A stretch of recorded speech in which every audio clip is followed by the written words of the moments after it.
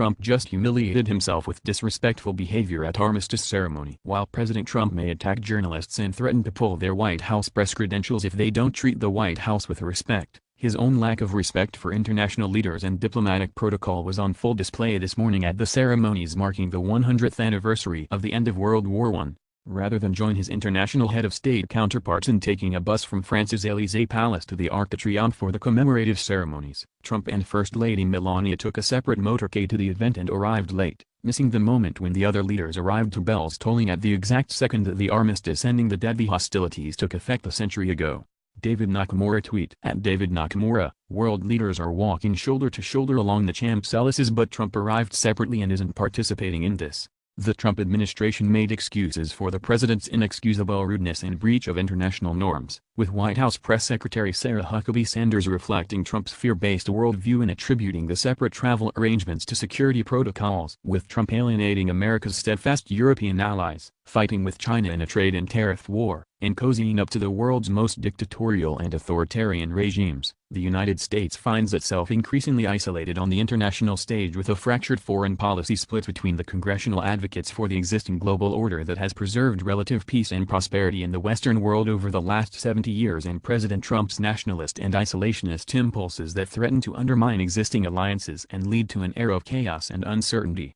For a president so insistent on being treated with respect from journalists and other world leaders, Trump fails to realize that respect is something that should be mutual and is earned through one's own behavior. It's doubtful that it is a lesson that he will ever be able to earn and take to heart, which is why he must be restrained in his conduct of foreign policy by the incoming Democratic House of Representatives as much as possible by whatever means that they have at their disposal.